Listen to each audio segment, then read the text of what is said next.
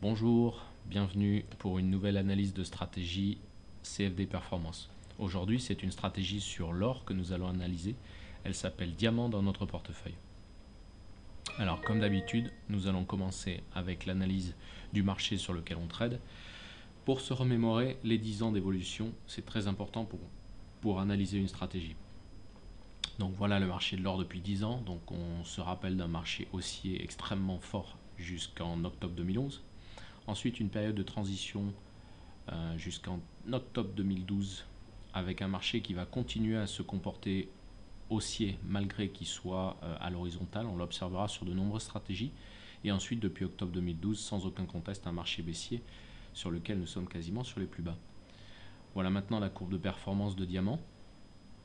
Alors, comme vous pouvez le constater, c'est une courbe qui n'est pas régulière tout au long de l'historique.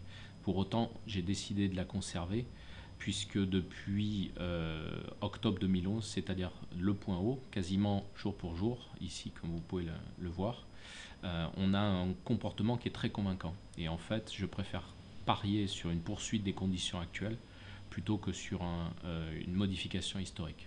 On va voir aussi pourquoi ça s'est comporté de la même manière une fois qu'on va faire le détail long et short. Donc voilà pour les stratégies longues. Pour le côté long de la stratégie, donc on voit que ça a très bien marché jusqu'à ce moment-là. On a une grosse période de doute avec ici des gains qui sont très modestes. Rappelez-vous, ça correspond à cette phase-là. On a un marché haussier qui est très fort et la stratégie n'est pas capable d'en profiter de manière très significative. Elle gagne de l'argent mais pas de manière très significative. Par contre, depuis le plus haut, on a quand même des gains sur les marchés à la hausse qui sont remarquables alors qu'on a un marché qui est essentiellement baissier. Voilà, on monte à 180 ici sur cette partie-là, alors que sur la partie short, on gagne moins d'argent. Bien évidemment, c'est depuis que le marché est short, depuis les plus hauts en 2011, qu'on fait la majorité de la performance. A noter que sur le reste de l'historique, il n'y avait vraiment que la fin de la hausse stratosphérique qui était un problème pour cette stratégie. Le reste s'est bien comporté. Alors, ça explique pourquoi on a ce creux ici. C'est-à-dire qu'on avait une performance sur les longs qui était beaucoup moins convaincant. On avait une performance sur les shorts qui était relativement faible. Et donc au cumul des deux, on a une stratégie qui s'est comportée à l'horizontale. Mais avant, c'était une stratégie qui était significative et après, qui est surtout particulièrement intéressante. On regarde le temps passé dans le marché, 45%, c'est une moyenne. Rien de particulier de ce côté-là. Maintenant, le total trade, on a 46% de profitable pour les longs, 40% pour les shorts, pardon.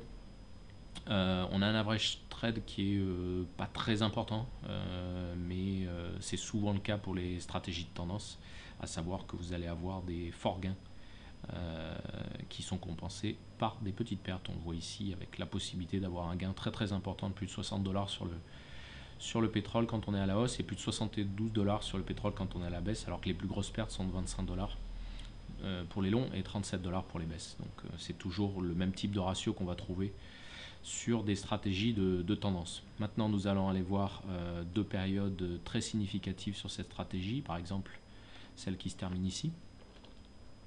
Je vais compresser un petit peu le graphique pour qu'on y voit mieux. Une seconde. Pardon. Et revenir ici pour trouver la bonne période. Voilà. Donc stratégie de tendance très classique, hein. Démarrage short, on rentre dans le sens du vent. Démarrage long, on rentre dans le sens du vent. Ici, on a un faux signal. De nouveau, démarrage haussier, très beau. Démarrage short avec un petit pullback derrière et puis un autre démarrage long. Bon, c'est vraiment d'une stratégie de tendance très très classique. On regarde ici pourquoi ça s'était pas bien passé, par exemple. Et à l'inverse, on s'aperçoit que dans un marché qui est très choppy, avec des hausses, des baisses significatives, on a des faux signaux qui se lancent, et puis on coupe la position, autre faux signal, on coupe la position, faux signal, on coupe la pause, faux signal, on coupe la pause. Voilà, on retrouvera ce comportement sur toutes les stratégies de tendance. Elles ont les défauts de leur qualité, c'est-à-dire que quand le marché accélère très fort, elles vont prendre la totalité et l'intégralité de la hausse, comme on peut le voir ici par exemple à nouveau. Mais quand on a des faux signaux, par exemple une sortie ici assez violente sur le pétrole qui ne se prolonge pas dans l'immédiat, et bien on va avoir un stop qui va venir intervenir assez court derrière. Donc voilà, c'est du très classique. Donc voilà la stratégie diamant, c'est une stratégie qui est intéressante parce qu'elle est actuellement vraiment au mieux, et donc c'est ce que je retiendrai de cette stratégie. Merci pour votre attention, à bientôt pour une nouvelle vidéo.